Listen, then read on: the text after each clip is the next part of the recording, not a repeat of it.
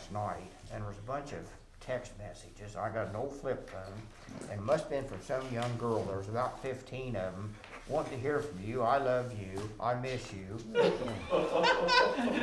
I don't have any clue who sent that, but it had to be a wrong number. But they were all short texts, just like 2 or 3 or 4 words. There was maybe 15 of them.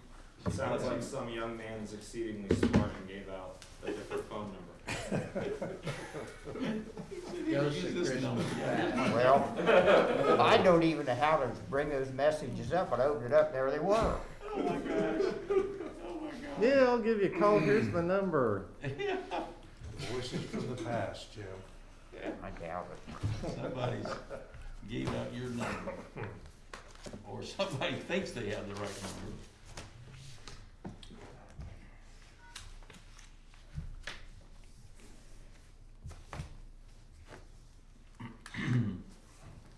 About time, isn't it? Oh, yeah. Whoops, didn't hit it hard enough. I have to let Ted do that. Good morning. It is 9:30. Oh, Kendra, you have the... Yep. Okay. It is 9:30 a.m. Time to call the regular meeting of Washington Courthouse City Council to order. We will begin with the invocation by Ms. Hernandez, and I will lead us in the pledge. Please join me in prayer. Today I ask that you infuse our hearts with loving, kind words. Encourage us to tolerate differences in opinions, ethnicity, and religious beliefs. Open our hearts and ears to truly listen to the fear, pain, and anger that flows deep within our country, and really try to walk in someone else's shoes. Give us the courage, Lord, to loosen the grip on our deeply ingrained beliefs and learn to compromise for the good of all people. Remind us daily that there is never a need for violence, because authentic change only comes from love and understanding. You created this world with a beautiful array of people, all the beautiful differences, just like a flower garden. A variety of color and the variety of color and specimens, each taking its turn to show its beauty. The more variety of color, the more beautiful the garden. Help us embrace those colorful cultural flower gardens and act with love and respect. Help all of us in this room be the light of your love and understanding. Let us spread it with purpose to our family, friends, and neighbors. Use us, Lord, to begin the healing that this country so desperately needs. In Jesus' name, amen. Amen. Thank you. I Pledge allegiance to the flag of the United States of America and to the republic for which it stands, one nation, under God, indivisible, with liberty and justice for all.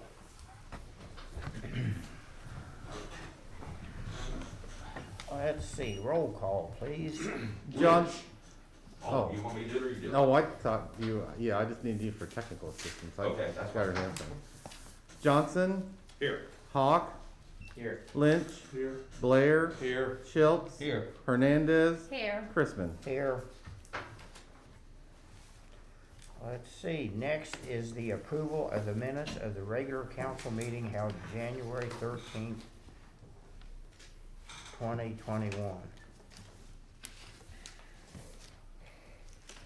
Make a motion to approve, Mr. Chairman.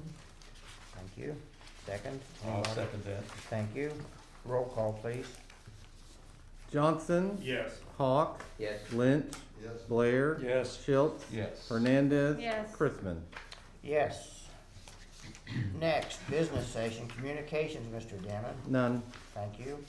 Report of council committees, I didn't see any, so I'm gonna move on. Reports of city officials, Mr. Dennon, city manager.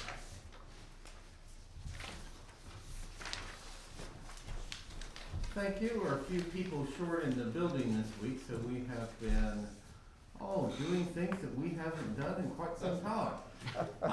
Made them work? Yeah, Alan has joined us at council, and it has just been, quite a little adventure. you know, COVID, the incidences are quite high, so people need to exercise precautions for that. You need to wear the mask, you need to wash your hands. You know, you need to avoid, gatherings of people, crowds of people. You know, that is something that we really need to make progress on. The health department has expressed that to us on numerous occasions. The folks at the health department and the folks administering vaccines, they are doing everything that they can with the supplies that they have. And I know that for a lot of people, that's a frustrating situation, but reflecting hostility to those folks, they're folks that cannot control that. I can probably say in Washington Courthouse that every vaccine, none of that has gone to waste.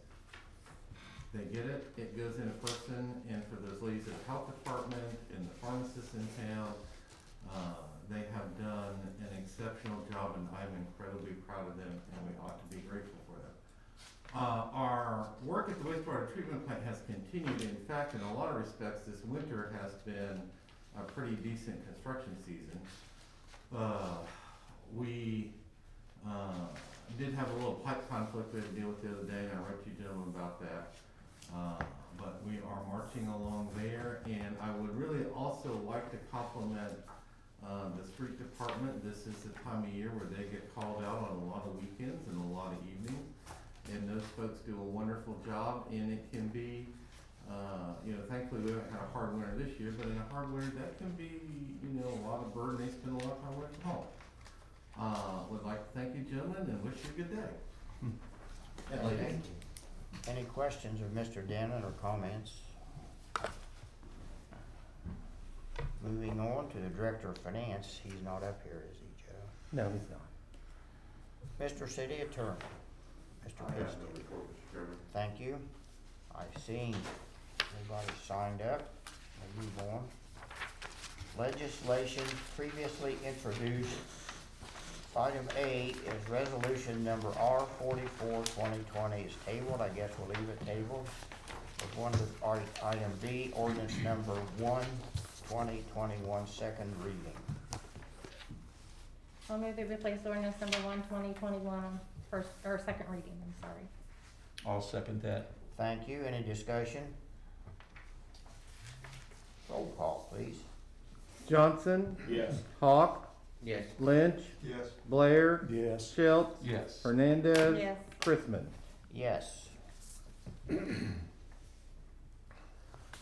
Ordinance number 1-2021, an ordinance authorizing Joseph J. Denon, City Manager of the City of Washington Courthouse, or his designee, to abate public nuisance at 111 South Fayette Street, authorizing a private contract for the payment of the abatement of the nuisance, and directing the collection of the cost of the abatement of nuisance from the owner of the property. Thank you. Let's see, item C, ordinance number 2-2021, second reading. I'll move we place ordinance number 2-2021 on second reading. Second. Thank you. Any discussion? Roll call, please. Johnson. Yes. Hawk. Yes. Lynch. Yes. Blair. Yes. Schultz. Yes. Hernandez. Yes. Chrisman. Yes.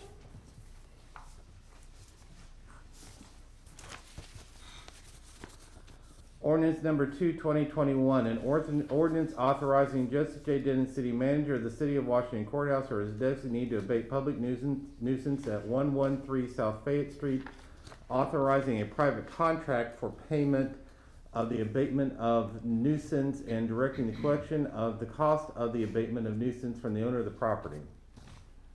Thank you. Item D, ordinance number 3-2021, second reading.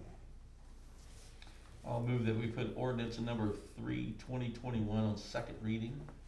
Second. Thank you. Any discussion? Roll call, please. Johnson. Yes. Hawk. Yes. Lynch. Yes. Blair. Yes. Schultz. Yes. Hernandez. Yes. Chrisman. Yes.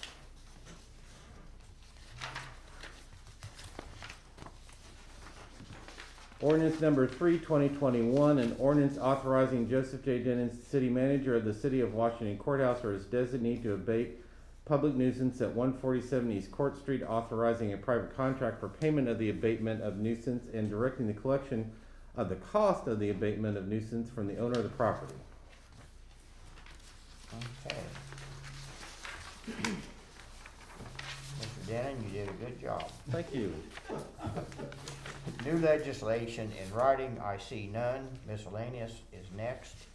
Start with the lady. I'm good, thank you. Thank you. Oh, I'm next. No, you're Mr. Schultz. I guess. The only thing I could say is that I think when it comes my turn to take that vaccination for the COVID-19, I'm going to do it. So I just want to let everybody know I'm going to have mine done as soon as possible. I'm on the list right now, and I urge everyone to get it done. So at least we can get to that 80% in the United States. So I'm getting mine done as soon as they call me. So thank you very much. Thank you. Mr. Blair. Okay, I would like to mention the good sound that I heard a couple weeks ago for about a half hour out in the fairgrounds area. The emergency sirens seem like they're working now. I think that is a real positive thing for the citizens in that area. I don't know if Dale heard them or not. I did not. Okay.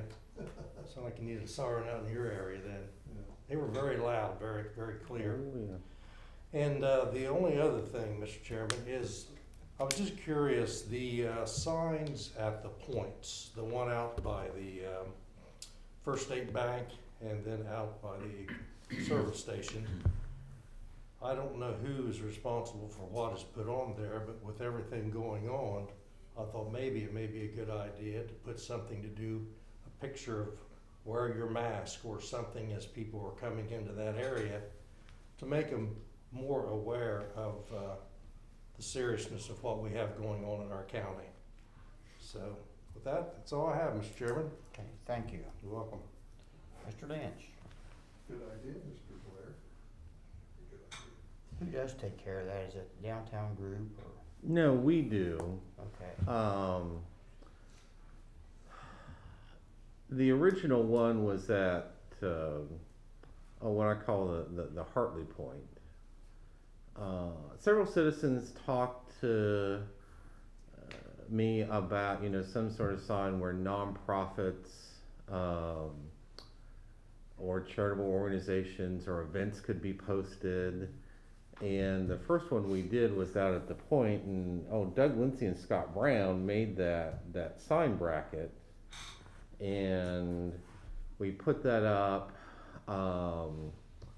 The nonprofit, the folks behind an event, they simply talk to us. They pay for the sign. We change it in and out. Now, before COVID, heavens, demand for that sign was pretty hot and heavy. Now with COVID, that slowed down quite a bit, obviously. The one thing I will say is a lot of times, and we advise people to do this, and human nature being what it is,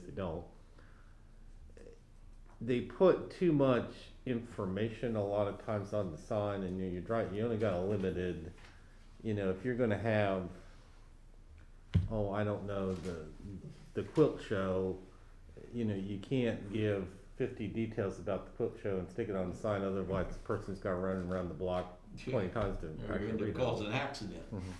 And then we did the one on the other end of town, been more than a year ago.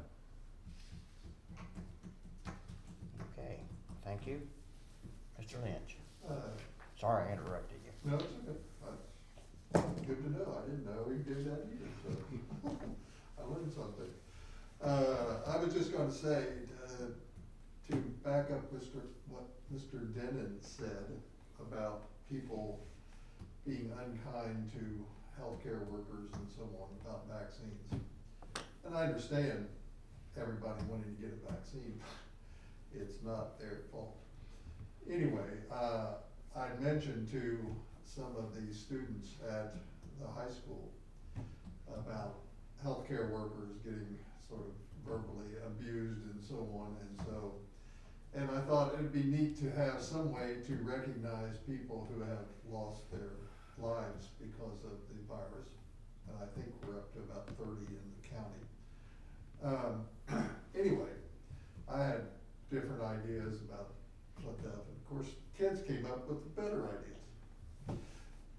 Doesn't surprise me. And they are putting up at the high school soon, and going to have people there, I think, to recognize 4, I would call them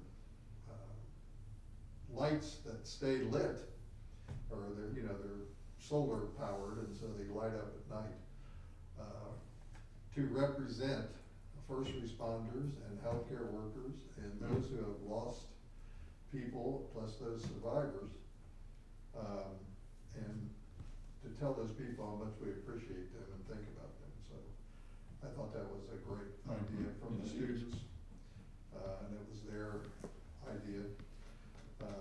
But to go along with Kendra's prayer to start with, which Kendra I thought was excellent. Thank you. This is a statement, not a statement, a segment of Amanda Gorman's, who's the 22-year-old poet laureate that spoke at the inauguration or gave a poem at the inauguration. And if you separate out politics and just listen to what a young person sang, and this is only a small part of it, she said, "And so we lift our gazes not to what stands between us, but what stands before us. We close the divide because we know to put our future first, we must first put our differences aside. We lay down our arms so we can reach out our arms to one another.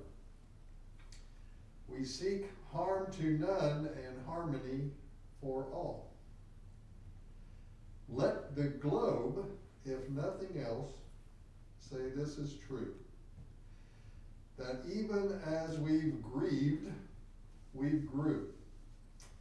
That even as we hurt, we hoped. That even as we tired, we tried." That's not too darn bad from a 22-year-old. Amazing. Yeah. African-American young lady.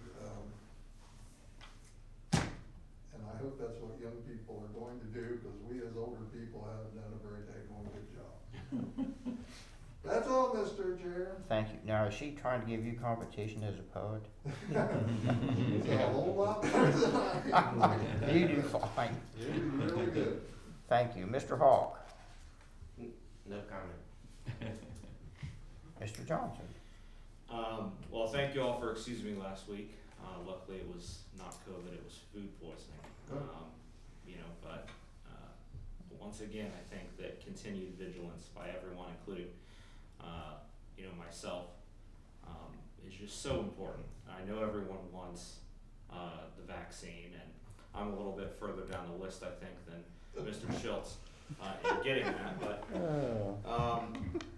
luckily there is a vaccine. Luckily, we can talk about that now. I think that's very positive. Additionally, sort of the themes that, on some of the themes that, I noticed tonight, I think that there is obviously a lot of division in the country still. Nonetheless, I think that what we've done, I might argue that it's not a young or old group that has done better or worse. I think that at least I think that way because whenever I look at this group, I think that we've done a lot, and particularly in addressing, certain racial issues that come up, for example. We are all very quick to act and to not put up with that sort of shenanigans in this city, and I think that's a very good thing, that we do. And we're lucky in a community where we are, how rural we are, to have a sort of leadership that acknowledges that, even though, when we look around the room, we don't necessarily have as much diversity perhaps as other cities might have. Nonetheless, we acknowledge the problem and we do our best. So I think that that's something that we can pat ourselves on the back for, and for that, I'm grateful. And I think that's a good example, not only for us in this community, but at the outer community as well, around Washington Courthouse, so, thank you. Thank you. Mr. Schultz mentioned the shot. My daughter signed me up with the health department about 2 weeks ago and I'm not computer savvy, so she does that for me. And she called down there Monday morning and got Heidi Phipps, and Heidi said, if you can find someplace else to go, she said, we got thousands. So my daughter called Kroger's, and she called me like, I don't know, 9 o'clock in the morning, and had me an appointment for 1:45 that afternoon. Wow. So after I got to the office, I looked, and I had a conflict. I had something else I had to do that afternoon. So I called Kroger's, and she went through the rigmarole and asked me my age, and I told her I hated to cancel it, but I needed to change the time if I could. Lo and behold, I got 3 o'clock Friday this week, so apparently they're Good. running them through pretty. So if any of you guys haven't, you probably all have, but Kroger's might be a good place to try. Now I'm saying that if I go out there Friday, they're probably out of the vaccine, but oh well, enough of that nonsense. Okay, how about a motion for adjournment? So moved. I'll second it. Way to go. Roll call, please.